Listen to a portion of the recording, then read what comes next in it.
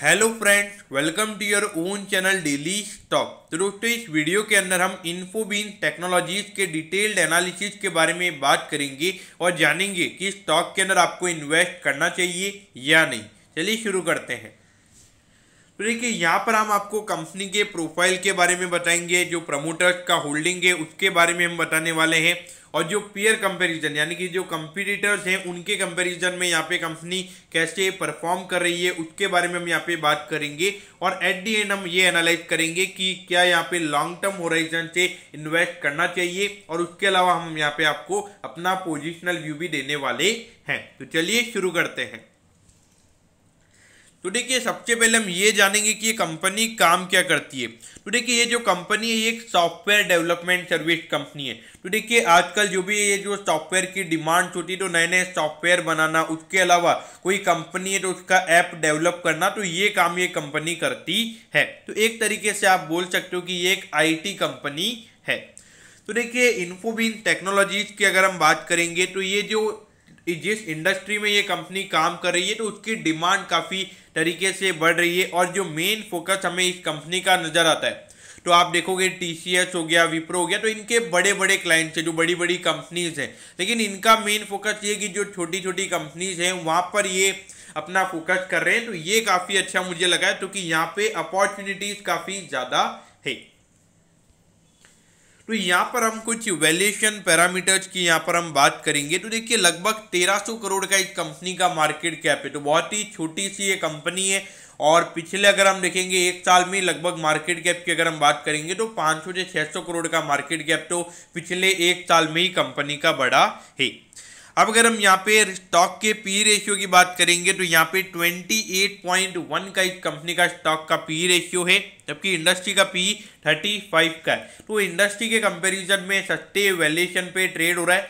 लेकिन देखिए, हम इसको इंडस्ट्री से कंपेयर नहीं कर सकते, क्योंकि एक छोटी सी कंपनी है। तो यहाँ पे म्यूचुअल फंड का पैसा नहीं आएगा, यहाँ पे FIIs का पैसा नहीं आएगा। जो भी पैसा इस स्टॉक में मार्केट में है वो पूरा रिटेल इन्वेस्टर्स के थ्रू ही हमें यहाँ पे इन्वेस्टेड नजर आता है। अब अगर हम डेट की बात करेंगे तो डेट यहाँ पे नी के बराबर है, अराउंड 29.2 करोड़ का यहाँ पे कंपनी का डेट है। तो डेट का नंबर यहाँ पे कोई मायने नहीं रखता है, क्योंकि डेट टू इक्विटी यहाँ पे सिर्फ कंपनी का 0.15 ही है।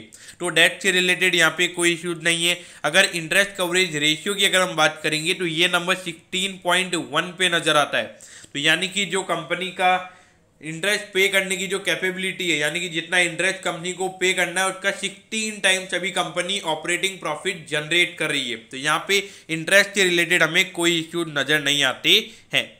अब अगर हम रिटर्न ऑन इक्विटी की बात करेंगे तो ये नंबर 22% पे है, जबकि ROC का नंबर यहाँ पे अराउंड 19% है। तो देखिए, एक छोटे कैपिटल पे ये कंपनी काम कर रही है, और वहाँ पर अगर 20% का रिटर्न यहाँ पे कर कंपनी जनरेट कर रही है तो ये काफ़ी अच्छा है। और जैसे जैसे कंपनी के रेवेन्यू के नंबर्स बढ़ेंगे तो ये रिटर्न ऑन इक्विटी और रिटर्न ऑन कैपिटल एम्प्लॉयड का नंबर भी हमें अच्छे तरीके से इम्प्रूव होता हुआ नजर आएगा। तो ऑल ओवर अगर हम देखेंगे तो कंपनी के फंडामेंटल्स हमें यहाँ पे अच्छे नजर आते हैं, और खास करके जो यहाँ पे प्रमोटर्स का होल्डिंग है वो अराउंड 74.7% है। तो ये हमें थोड़ा और कॉन्फिडेंस देता है कि कंपनी के प्रमोटर्स का इतना होल्डिंग होना, ये कॉन्फिडेंस देता है कि कंपनी के प्रमोटर्स को ऐसा लगता है कि आने वाले टाइम पे उनकी कंपनी अच्छे से ग्रो हो सकती है। अब अगर हम फिनेंशियल ट्रेंड की अगर हम बात करेंगे तो पिछले 4 साल से लगातार कंपनी के रेवेन्यू के नंबर्स बढ़ रहे हैं, और एक्सपोनेंशियल ग्रोथ भी हमें यहाँ पे देखने को मिल रही है। उसके अलावा अगर हम प्रॉफिटेबिलिटी की बात करेंगे तो हर साल यहाँ पे नेट प्रॉफिट का नंबर कंपनी का बढ़ा है, और जबकि पिछले साल तो 15 करोड़ से नेट प्रॉफिट के नंबर्स हमें यहाँ पे बढ़ते हुए नजर आए थे। तो इन परसेंटेज वाइज अगर हम इस ग्रोथ की बात करेंगे तो अराउंड 60 to 70% की ग्रोथ हमें कंपनी के नेट प्रॉफिट में पिछले साल देखने को मिली है। तो ये ईयर कंपनी के लिए काफी अच्छा रहा है। अब यहाँ पर आपके सामने क्वार्टरली जो कंपनी के नंबर्स हैं उसके बारे में हम यहाँ पे बात करेंगे, तो जिसमें आप देख सकते हो कि आपके सामने 5 क्वार्टर्स का यहाँ पे नेट सेल्स का नंबर है। देखिए, आप देख सकते हो कि लगातार जो नेट सेल्स का नंबर है वो हमें ग्रो होता हुआ नजर आ रहा है, और जो कंपनी के रेवेन्यू के नंबर्स हैं वो लगातार हमें इंप्रूव होते हुए नजर आ रहे हैं। और जो प्रॉफिटेबिलिटी की अगर हम बात करेंगे तो प्रॉफिट आफ्टर टैक्स यहाँ पे कंपनी का पिछले पिछले साल सितंबर में अच्छे से ग्रो हुआ था, उसके बाद भी ग्रो हुआ था, लेकिन उसके बाद यहाँ पे प्रॉफिटेबिलिटी से रिलेटेड कंपनी के अंदर हमें इश्यूज नजर आ रही है। देख सकते हो आपकी लगातार पहले ये 9.57 करोड़ का नेट प्रॉफिट कंपनी ने जनरेट किया था, लेकिन उसके बाद लगातार कंपनी की प्रॉफिटेबिलिटी गिर रही है। तो ऐसा क्यों हो रहा है कि आप देख सकते हो कि जो ऑपरेटिंग जो टोटल एक्सपेंडिचर्स है कंपनी के, वो कंपनी के बड़े हैं और इसी की वजह से ये नेट प्रॉफिट का नंबर हमें गिरता हुआ नजर आया है।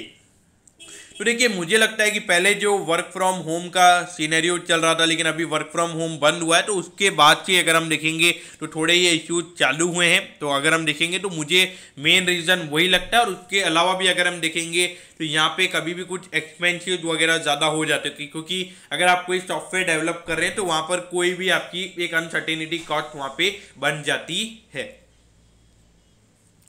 लेकिन अगर हम इसके शेयर होल्डिंग पैटर्न की अगर हम बात करेंगे तो ये काफ़ी अट्रैक्टिव है, क्योंकि प्रमोटर्स का होल्डिंग यहाँ पे 74.55% है, जबकि उन्होंने पिछले क्वार्टर में थोड़ा सा होल्डिंग यहाँ पे कम किया है अराउंड 0.11% से। लेकिन देखा जाए तो भी होल्डिंग पैटर्न की अगर हम बात करेंगे तो ये होल्डिंग पैटर्न अच्छा है, और बाकी यहाँ पे पूरी होल्डिंग हमें ऑलमोस्ट यहाँ पे रिटेल इन्वेस्टर्स के पास ही नजर आती है। लेकिन एफआईआई की होल्डिंग जनरली इन छोटी कंपनीज में नहीं होती है, लेकिन यहाँ पे 0.29% की होल्डिंग हमें एफआईआई की भी नजर आती है।